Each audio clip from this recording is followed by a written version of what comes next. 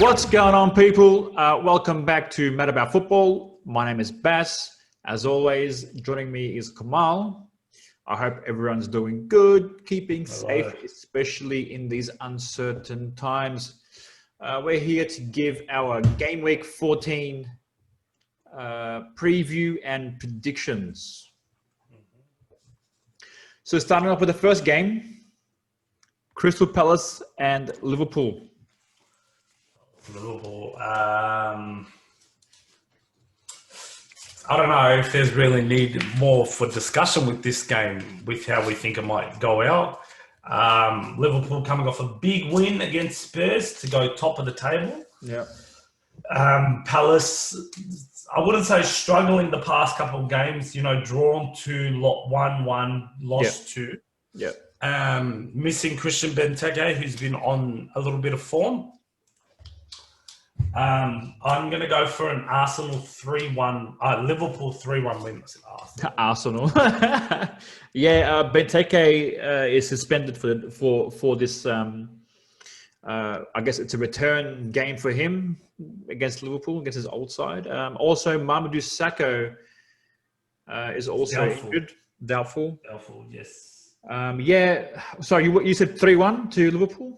3-1 to Liverpool. Hey, Matip might be back. He's doubtful. Yeah.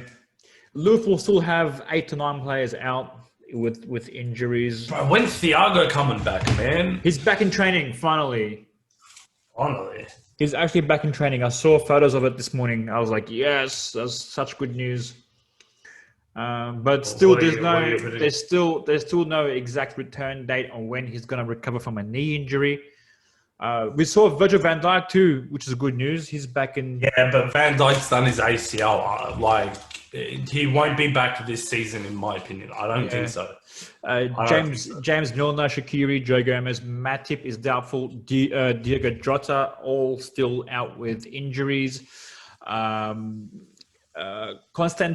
Tsimikas, the left back, is going to come back in February. He's also out with a knee injury. It's all knee injuries, man. Knee injury. Look, Thiago out with a knee injury. Virgil out with a knee injury. Joe Gomez out. Fucking fix up your knees. I've got a knee injury. Yeah, I think you're right, though. I think Liverpool's going to be too dominant in this game, especially coming after a big win against Tottenham Hotspurs. I'm going to say a Liverpool 2-0 win. It's good. That's good. Okay. Moving on to the next game.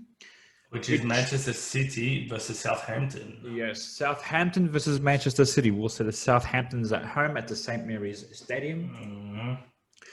What do you think? Both teams, I think they drew last game, didn't they? Yeah, Arsenal played against Southampton and they got a draw. City played against West Brom and also drew against them. This is going to be a good game. It's going to be a good game. I think so too. Both teams like to play that expansive attacking football. Man City like to play more possession-based, and they'll try and dominate possession and try and hurt Southampton in that sort of But Southampton are also dangerous, right? Oh, yeah. I'm going for a 2-2 draw because I can't really see a winner unless City dominate. I don't really see a winner, in my opinion. I was just going to say a Man City win. Let me have a look at the injury list for Manchester City. There's no one injured for Southampton at the moment, which is good. No, I'm saying for Man City. I want to say he was injured for Man City. For Man City, they got 2 players injured, which they don't play anyway. Eric Garcia doesn't play. Zinchenko doesn't play. Yeah. So both teams have their full strength team. Again, it just makes it hard. I guess this is going to come down to who's going to be most clinical at the end of the day. But I still reckon Man City should be stronger than Southampton, especially with the quality of players that they have. I think Man City will win 3-2. It's a big game still, man. Still a big game. It's a top 4 clash, Moving on to the next one. Everton versus Arsenal.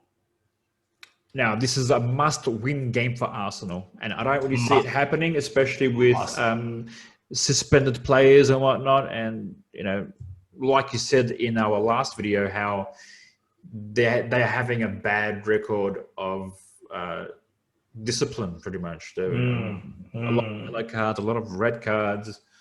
They're missing out their best player in my opinion, so far this season, which is Gabriel. Yes, Gabriel is suspended. Granit Xhaka is suspended. Thomas Partey with a thigh injury, he's still out. And they have Reece Nelson, who has a head injury, who's doubtful. James Rodriguez should be back. He's doubtful with a calf injury. Yep. Lucas Allen he got a hamstring injury in the Leicester game. He'll be out. Seamus Coleman is doubtful, so he might be back. Yeah, and that's about it, really. And that's about it. I see with the form Everton are in at the moment. They've just beaten Chelsea. They've just beaten Leicester on the trot. Right? I don't see why, and hopefully not, they can't beat. You really want Arsenal to be I really want Arsenal to lose. I think I don't care what form they're in. I think that Arsenal fans have only got themselves to blame for the run they're in. I think only the Arsenal players have themselves to blame for the form they're in currently. It's no one else's. I don't think it's Arteta's fault. I just think it's their fault. And at the end of the day, it comes down to the lack of discipline, the lack of I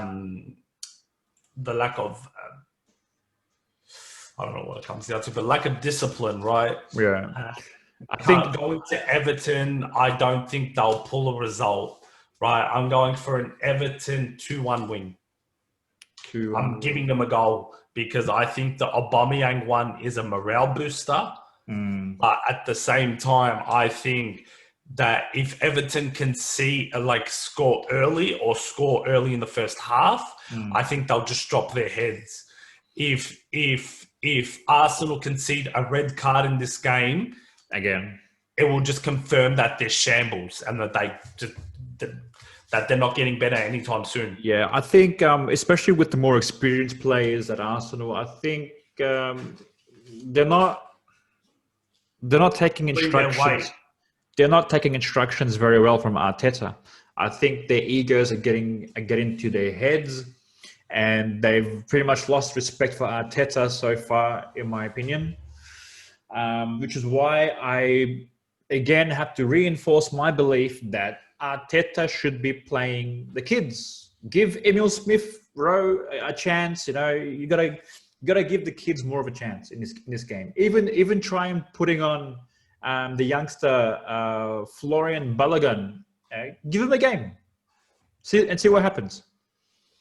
So I think I agree with you. Everton looks like so far on form and look like they're too strong, and especially with Arsenal's best defender out with a suspension. I know. And apparently him and David Luiz haven't been talking and haven't been real good with each other. Even though David Luiz played the Southampton game and he did very well. He came off the bench. But still you can't... He'll most likely play 3 in the back, right? Yeah. So he's going to play... Either he plays 4 in the back, he puts Mustafi and David Luiz, which... I'm already saying it. David Luiz and Mustafi as your both centre-backs. Someone's going to make a mistake there. They're going to leak goals. I feel Everton will punish Arsenal. And will win maybe 2... I'll say 3-0. It's a big number. 3-0. I feel Everton's Dominic Calvert-Lewin will come back on form and score a hat-trick, hopefully, because I have him in my FPL team. All right, next game. Newcastle, Fulham. Newcastle coming off a devastating loss to Leeds, 5-2. Fulham coming off a 0-0 draw against Brighton. Fulham in relegation zone. Newcastle doing well, somewhat well, above Arsenal at least. Are they 13th, I think? 13th or 12th? 14th. They're 13th on goal difference. They're Oh, yeah. 14th Well, on goal they difference. also have a game in hand too, so that game in hand could take them all the way up to 10. I think Newcastle would look to bounce back, right? I don't think Fulham could be strong enough. I think Callum Wilson might score a few goals. I'm going for a 2-0 Newcastle win. I feel like Fulham is becoming. They were learning from their mistakes of the first few games of this season. Scott Parker looks like he's trying to turn things around. He's changing and adapting to Premier League life, especially with these last few results. He drew against Liverpool, which they should have won, and they took a draw against Brighton in a pretty tough battle with Brighton. And I think they won as well. They won their game. Sorry, no, they lost to Man City, but they beat Leicester. Yeah, I feel Fulham can win this game, and I'm gonna go with my gut. I'm gonna say a Fulham win, 2-1. Okay. Moving on to the next one, it's Brighton versus Sheffield United, 16th versus 20th.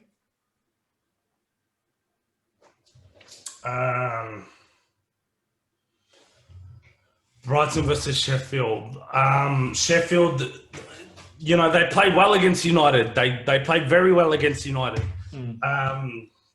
They could have snatched a point. They could have snatched all three against us, to be honest. But I think Brighton will be too strong for them. I think they'll concede early and then they'll just drop their heads, right? I'm going for a Brighton 2-1 victory. Yeah, I've always been saying how Brighton's been playing well and being unlucky and whatnot, and they have been unlucky. And I've always, gone with Brighton's side. Like with the amount of wins that I've said Brighton should be winning, Brighton should be top 10, but they're not. They're lying in 16th. But I do feel like they should get a result against Sheffield United. Like they should have gotten results against teams like Newcastle. But I'm not too sure. It's just one of those tricky ones. But yeah, you know what? Stuff it. Brighton should be winning this. Brighton should be winning this. I'm going to go for 1-0 win in Brighton. Not bad. Next game, Tottenham Hotspur versus Hotspur versus Leicester City, which is going to be our match day of this game week. Yes. Both teams coming off losses, right? Leicester 2-0 to Everton. Spurs 2-1 off Liverpool. Yep. Just checking the injury list. Yeah, they both came off losses from huge games. Like these games, if they had gotten even a point, they would have remained top 4. Checking the table now. It's 2nd versus 4th. Yeah, Tottenham is still 2nd and Leicester City have dropped to 4th. And they're not far, Everton's 1 point behind Leicester. You can, if they beat Arsenal, they can go in the top 4. Who beat Arsenal? I'm saying if Everton beats Arsenal, they can leapfrog Leicester and go in top 4. Yeah, sorry. Yeah. See, this is a close game because they'll both be wanting to look for results. Right, especially they want to bounce back from their losses of last game. Exactly. I'm going for a Leicester 3-1 win. A Leicester 3-1 win. Interesting. Yeah, no. Because we've been saying how well Tottenham's been playing. So you reckon Tottenham will drop because of the loss against Liverpool? Will it? I don't think it's going to hurt the morale much because they did play. They tried to execute Mourinho's plan very well, and they did defend very well, which I think because of Mourinho's tactics and Mourinho's, the way he is. Mourinho is, yeah. He's an absolute winner, and he hates to lose. And when he loses, he gets salty, Oh, he does, but it also motivates it. It does, You know what and I that's mean? why you'd expect Tottenham to bounce back more than what Leicester will bounce back. Because, in my opinion, Brendan Rodgers isn't that sort of manager. He's too calm, I guess. So I'm going to go for a Tottenham win. I'm going to say Tottenham 2-1. Oh, not bad. Okay. Next game, Manchester City versus Leeds United. Manchester United. Sorry, Manchester United versus Leeds United. It's at home, which doesn't even mean anything to us. Especially with the form, your home record this season Yeah, has been exactly. atrocious. Cavani's out and Phil Jones are out. Cavani's doubtful. Yeah. We need a result because I said at the start of the season that Leeds were going to come and they were going to pump us. Yeah. But Leeds' form has been questionable. Yeah, cool. They won. They beat Newcastle 5-2, but it's Newcastle, right? I'm going to go for a 2-1 victory for United. Okay, sticking with your boys. I like that. Always, no matter what. Because it's your home game at Old Trafford, and due to the record that you have at home, I think Leeds is going to come out. But then, Leeds are in that form where they'll win one convincingly. They'll lose 3. And then they'll lose 1 or 2 the next game because I feel like they get too tired or they can't maintain. Keep it up. And bro, their game are 2-3 days apart, right? So they might be tired. Exactly. I hope Van der Beek really starts this game. He's got to start this game. I think he's got to do some rotating, and we'll see how that goes. But I feel like it'd be a high-scoring game because Manchester United's defense has been looking a bit leaky. And De Gea has to start. I don't want Dean Henderson. Fair enough. I've always rated Dean Henderson, especially when he was on loan to Sheffield United. I thought he was going to do good. I thought De Gea's injury was a blessing in disguise, but I was wrong. And I will admit that I was wrong. Dean Henderson hasn't been the best goalkeeper. So, in saying that, I think Man United might get the win. I think it'll be 4-3 to Man United. 4-3. Yeah, look, what a banger of a game. Yeah, I think it'll be a banger of a game. I think it'll be a sick game to watch. Either way, it's going to be a high. I feel it'll be a high-scoring game because Leeds do have qualities and they're capable of punishing big teams. So yeah, 4-3. Let's go for it. It sounds good to me, man. All right. All right, we'll move on to the next one. Aston Villa versus West Brom. Okay. West Brom, Big Sam first game. Aston Villa haven't been in the best kind of form lately. Yeah, they're all right. 2 wins, 2 losses, 1 draw. See, what I've always thought, in my opinion, is that once a new manager comes into a club, the next game they play, they always win or they always show very big improvements. That's true. Yeah. It's not like West Brom have been shocking. You get what I mean? They've been all right. They're not. They haven't been. Look, for a team that's come up from the Championship, they've actually competed. They're competing well against Fulham and Burnley. Yeah. It's pretty tight, except for Sheffield United, like dead bottom. Between 19th to 16th, it's still pretty tight. Ross Barkley should be back, which gives Jack Grealish that freedom. Yep. I'm going to go for a 1-1 draw. Interesting. 1-1 draw. I'm going for Yeah, I feel you. Big Sam I feel, will get the best out of this West Brom side. But I think Aston Villa is going to be too strong. Like you said, Ross Barkley could be back. He's still doubtful, but and Matty Cash will be back too. Matty Cash and Douglas Luiz should be back. However, Eric Conser should be back as well from his illness. So they've got to have a full strength squad. I feel Aston Villa is going to run rampant, and really, I think they'll win. I'm going to say 3-1 to Aston Villa. Yeah. Okay. Okay, All next right, game. we'll move on to the next one is Wolves Burnley. Yeah, there's not much to say about this game really. Burnley, yes, they have a game in hand. Yes, they've had a couple of draws and a couple. Actually, they've been in quite good form. The only loss that they've had on the last 5 was against Manchester City. They beat Crystal Palace. They drew against Everton. They beat Arsenal, which wow, like Arsenal should have Arsenal won. beat Arsenal. It wasn't Burnley who beat That's Arsenal. It true. was Arsenal who beat Arsenal. That's true. Arsenal beat Arsenal, and they drew But against Wolves, Aston Villa. Wolves are a whole completely different team than the people that you've named, right? That's true. That's true. Even though they are missing Jimenez, but some of their players have started to come back. You got Martinho, who's coming back. Yeah, I think he was suspended against Liverpool. He's not going to come back anytime soon, is he? No, he only did 2 yellows. It wasn't a straight red. I see. It wasn't a straight yellow. It wasn't a straight red. It's 2 yellows. Okay. Yeah.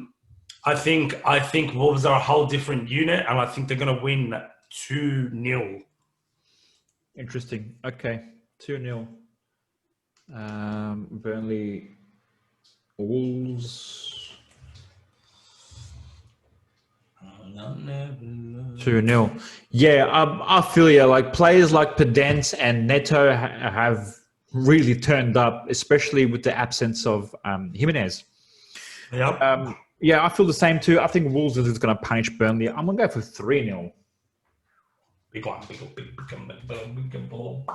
Okay. All right, we'll move on to our last one, which is Chelsea versus West Ham. Another London derby. Both teams, West Ham in better form than Chelsea. Yeah, especially when they lost their last 2 games against Wolves and Everton. Ziyech is still out injured. Callum Hudson-Odoi is out injured. Mikel Antonio is doubtful. And Arthur Masasu, whatever his name is, won't come out until next year. Yep. Masuaku, I think his name is. Masuaku, sorry. What do you reckon? It'll be very tough. I'm going to go for a Chelsea No, you know what? I'm going for a West Ham 2-1 win. 2-1. See, I feel the opposite. I was going to say for a Chelsea win because they've lost 2 on the bounce. Yeah, but they could pull an Arsenal at the moment. This is going to be a must win for Chelsea, and I feel like Chelsea will get it right this time around. And Chelsea's got Arsenal next week as well, man. Yeah, so 3rd time lucky for Chelsea. They're not going to lose this one. I'm sure that they'll win. I'm going to go for a 2-1 win for Chelsea. Beautiful. Not bad. Okay, so that concludes our game week 14 predictions. That's all we have for you as of now. Until next time. Thank you. We'll see you later. Bye.